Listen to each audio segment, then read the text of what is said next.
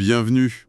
Aujourd'hui, on se penche sur un classique de l'entretien à la maison qui soulève souvent pas mal de questions, la purge des radiateurs. Mhm. On va s'appuyer sur un guide assez pratique, le Radiator Bleeding and Maintenance Guide. L'idée, c'est d'en tirer l'essentiel. Pourquoi c'est utile? Comment on s'y prend, quoi. Sans se perdre, mais en chopant les bonnes astuces. Absolument. Et c'est typiquement le genre de petite tâche qu'on a tendance à oublier, mais qui fait une vraie différence sur le confort et même sur l'efficacité du chauffage. Ah oui, Oui, oui. Ce guide, il rappelle bien que si on entend des bruits bizarres ou si on a des zones froides sur les radiateurs, c'est souvent juste de l'air qui est coincé dans le circuit. On va voir comment le guide nous aide à régler ça. justement, ces fameux glouglous. C'est ça. Ou ce radiateur qui reste tiède en haut alors qu'il est chaud en bas. Je pense que pas mal de gens reconnaissent ça. Le guide met le doigt sur ces bulles d'air. Mais au fond, pourquoi est-ce que juste quelques bulles d'air, ça pose un si gros problème? Ça a l'air de rien, quoi. C'est une excellente question. Parce que ça touche vraiment au fonctionnement même du système. D'accord. Le guide l'explique bien. Le chauffage central, c'est un circuit fermé. L'eau, échauffée par la chaudière, elle circule dans les tuyaux, arrive au radiateur pour diffuser la chaleur, puis elle retourne à la chaudière. Ok. Et l'air, lui, il conduit beaucoup moins bien la chaleur que l'eau. Et en plus, comme il est plus léger, il a tendance à monter et à s'accumuler en haut. Souvent dans la partie supérieure des radiateurs. Ah, je vois. Donc, l'air fait comme un bouchon. Un bouchon thermique qui empêche l'eau chaude d'aller partout. Exactement, c'est tout à fait ça. C'est comme si une partie du radiateur était, désactivée. L'eau chaude ne peut pas circuler là où il y a de l'air. D'accord. Du coup, le radiateur chauffe pas de façon uniforme. C'est ça qui crée les zones froides, typiquement en haut. Et les bruits, alors? Les glouglous? C'est simplement l'eau qui essaye de passer à travers ces poches d'air. Ça crée des turbulences, d'où les bruits. Donc on comprend mieux pourquoi le guide insiste, il faut chasser cet air. Oui, c'est beaucoup plus clair comme ça. Ce n'est pas juste un bruit gênant, ça a un vrai impact sur la performance.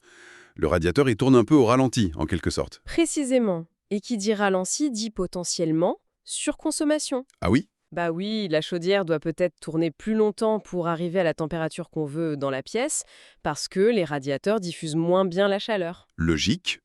Du coup, la purge, comme elle est décrite dans le guide, ça devient une action assez simple pour optimiser sa consommation d'énergie.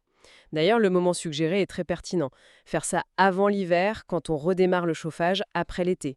C'est le moment idéal, parce que de l'air a pu s'accumuler pendant la période d'arrêt. Oui, c'est une bonne logique de maintenance préventive pour éviter les soucis quand il commence à faire froid.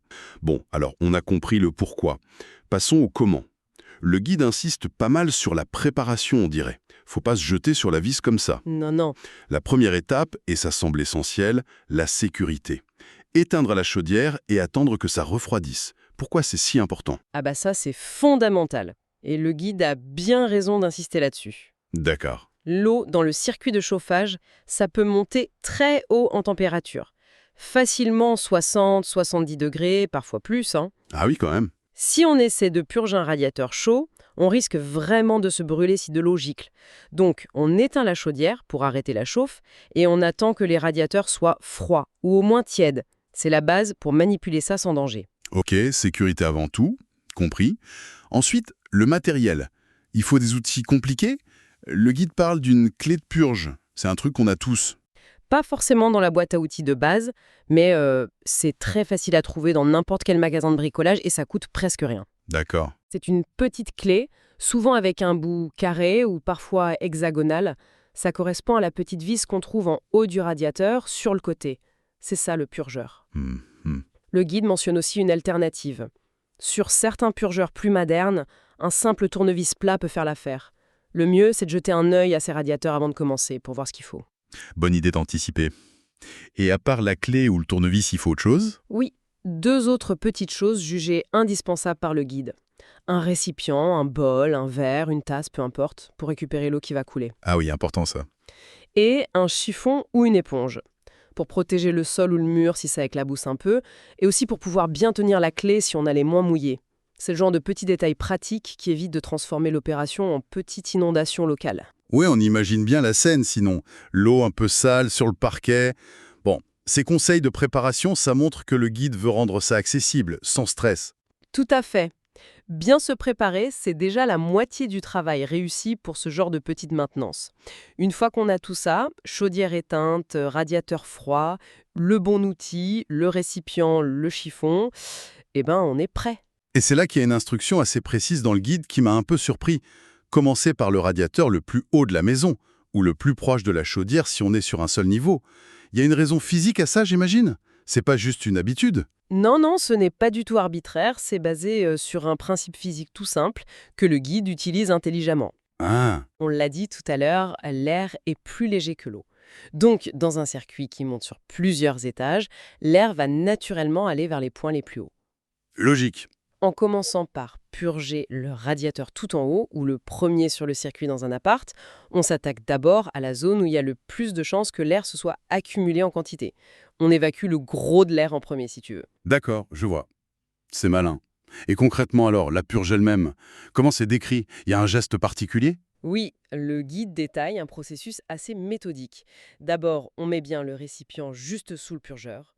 Ensuite, avec la clé ou le tournevis, on tourne la petite vis de purge tout doucement. Doucement. Oui, le guide insiste là-dessus, très lentement, dans le sens inverse des aiguilles d'une montre, probablement pour deux raisons. Éviter de dévisser la vis complètement sans faire exprès, Ah oui, ça serait bête. et pour mieux contrôler le débit. D'abord l'air, puis l'eau. Et là, on doit entendre quelque chose, c'est ça? Le signe que l'air sort. Oui, c'est le moment où il faut tendre l'oreille. Le guide dit qu'on devrait entendre un sifflement. Pshhh. D'accord? C'est l'air qui est épuisé et qui s'échappe enfin. Il faut laisser ce sifflement continuer jusqu'à ce qu'il s'arrête. C'est le signe que l'air est en train d'être remplacé par l'eau dans cette zone. Ok, on laisse l'air siffler sa sortie, et après, quand est-ce qu'on referme? Dès qu'on voit une goutte d'eau? Alors ça, c'est un point important que le guide souligne bien. Il ne faut pas refermer tout de suite à la première goutte. Ah bon? Non, il faut attendre que l'eau commence à sortir en un petit filet continu. Pas juste quelques gouttes qui crachotent, mais un flux régulier, stable.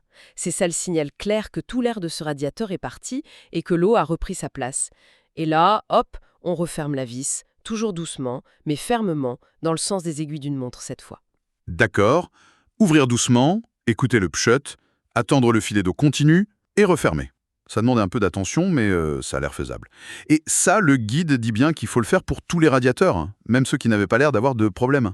Oui, la recommandation, c'est de faire le tour complet, purger chaque radiateur, en suivant un ordre logique, du plus haut vers le plus bas dans une maison, ou en suivant le circuit depuis la chaudière. Mais pourquoi tous? Parce que l'air peut se cacher un peu partout, même dans un radiateur qui ne faisait pas de bruit ou qui chauffait à peu près correctement. Si on en oublie un, on risque de laisser une petite poche d'air qui pourrait se déplacer plus tard ou déséquilibrer le système. C'est une approche systématique pour être sûr que tout le circuit est bien purgé. Ok, une purge complète pour être tranquille. Logique. Bon, on a fait le tour, on a purgé tous les radiateurs, on a essuyé les gouttes, on se sent un peu plombier. C'est fini. Le guide dit qu'il reste une étape super importante, côté chaudière cette fois. Tout à fait. Et c'est une étape que beaucoup de gens oublient, mais que le guide met bien en avant. Vérifier et ajuster la pression du circuit de chauffage. La pression. Oui, quand on purge, on fait sortir de l'air, mais inévitablement, on laisse aussi s'échapper un petit peu d'eau, même si on referme vite. Quelques gouttes par-ci, quelques gouttes par-là, multipliées par le nombre de radiateurs, ça peut faire baisser la pression globale dans le circuit. Et cette pression, elle est si importante que ça? Qu'est-ce qui se passe si elle est trop basse après avoir purgé? Une pression trop basse, c'est un peu comme une tension artérielle trop faible. La circulation se fait mal. D'accord. Si la pression dans le circuit de chauffage est insuffisante, l'eau chaude aura du mal à monter ou à aller jusqu'aux radiateurs les plus loin. Le chauffage sera moins efficace. Et même, la chaudière pourrait se mettre en sécurité. Elle pourrait refuser de démarrer parce qu'elle détecte une anomalie comme une fuite potentielle. Ah, d'accord. Le guide donne une valeur indicative qui est assez standard. La pression doit être autour de 1,5 bar. 1,5 bar. Et comment on vérifie ça? Et on fait comment si c'est trop bas? Alors, sur la chaudière, il y a un petit cadran avec une aiguille. C'est le manomètre. Ça indique la pression. Après avoir purgé tous les radiateurs, il faut regarder cette aiguille.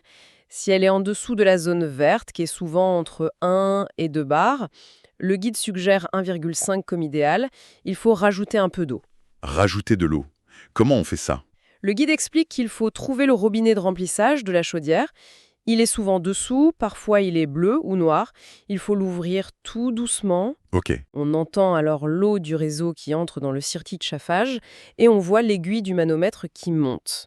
Il faut surveiller ça de près et refermer le robinet dès que l'aiguille atteint le fameux 1,5 bar. C'est important de ne pas aller trop haut non plus, hein. Trop de pression, c'est pas bon non plus. D'accord, donc on ouvre doucement, on mate l'aiguille, on referme à un 5. Ça demande un peu de doigté. Oui, il faut être attentif. Une fois que la pression est bonne, le guide dit qu'on peut enfin rallumer la chaudière. Et la toute dernière étape, c'est de vérifier que tout va bien. On laisse chauffer et on s'assure que tous les radiateurs chauffent bien partout, y compris en haut, et qu'il n'y a plus de bruit suspect. C'est la preuve que l'opération a réussi. Voilà un processus bien complet. Préparation, sécurité, purge méthodique du haut vers le bas, et ce contrôle final de la pression avec l'ajustement si besoin. Ça démystifie quand même pas mal le truc. Mais le guide parle aussi de faire appel à un chauffagiste. Est-ce que ça veut dire que c'est quand même un peu risqué ou compliqué pour tout le monde? En fait, le guide présente la purge comme une tâche de maintenance qui est vraiment accessible aux particuliers. Si on suit bien les étapes et les consignes de sécurité, il n'y a pas de raison que ça se passe mal. Les étapes sont claires. Mhm. La mention du chauffagiste, c'est plutôt pour replacer ça dans un contexte plus large d'entretien. C'est-à-dire? Le document rappelle que purger, ça fait partie de l'entretien général du système. Et surtout, il souligne un point important, la loi oblige souvent à faire contrôler et entretenir sa chaudière, gaz, fioul, une fois par an par un professionnel qualifié. Ah oui, l'entretien annuel obligatoire. Exactement. Et cet entretien annuel, c'est bien plus qu'une simple purge.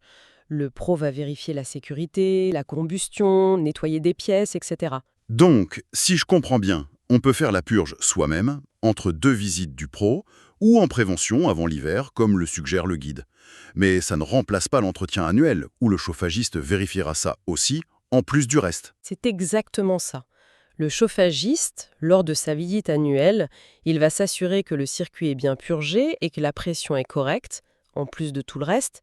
Donc le guide nous donne l'autonomie pour cette tâche spécifique, mais nous rappelle aussi intelligemment qu'il y a un cadre plus large, professionnel et réglementaire.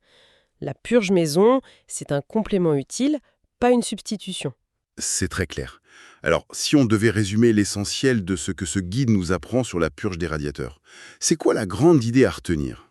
La grande idée, je dirais, c'est que l'air, c'est un peu l'ennemi silencieux de l'efficacité de nos radiateurs. Il prend la place de l'eau chaude, il réduit la surface qui chauffe vraiment et il peut faire des bruits désagréables.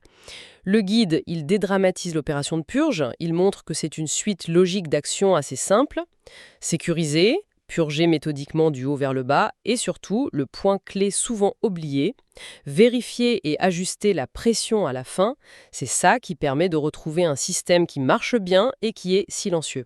Et au-delà du confort, on a aussi parlé de l'aspect économique potentiellement. Oui, tout à fait, c'est un point important.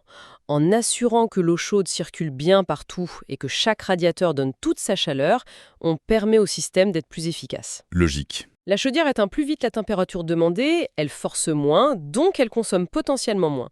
C'est un bon exemple où une petite action de maintenance préventive, guidée par ce type d'infos, peut avoir un impact positif sur le confort, mais aussi sur la facture d'énergie et même l'empreinte écologique. C'est prendre soin de son matériel pour qu'il fonctionne au mieux, quoi. C'est une excellente synthèse. Un petit geste, mais des effets potentiels non négligeables. Pour finir, comme on aime bien le faire, une petite question pour aller plus loin qui m'est venue en discutant. Le guide insiste beaucoup, et à juste titre, sur l'importance de la pression après la purge. Ça me fait penser, vu que cette pression est si centrale pour que l'eau circule bien, est-ce qu'il y aurait d'autres éléments simples du circuit, à part l'air dans les radiateurs, qu'on pourrait vérifier régulièrement pour garder cette performance au top toute l'année? Qu'est-ce que le guide nous incite à regarder d'autres, même indirectement? C'est une réflexion très pertinente, ça ouvre sur l'entretien continu. Sans sortir de ce que le guide implique l'importance de la circulation et de la pression, on pourrait penser à surveiller cette pression, oui, mais pas seulement juste après la purge. Peut-être y jeter un œil 1 ou 2 fois pendant l'hiver.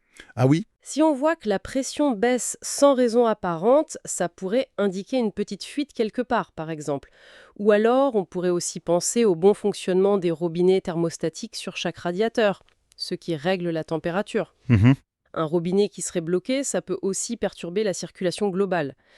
Ce sont des pistes qui prolongent la logique du guide, en fait. S'assurer que l'eau chaude va bien partout où elle doit aller, quand elle doit y aller, et avec la bonne force. Une bonne base pour de futures explorations sur comment optimiser son chauffage.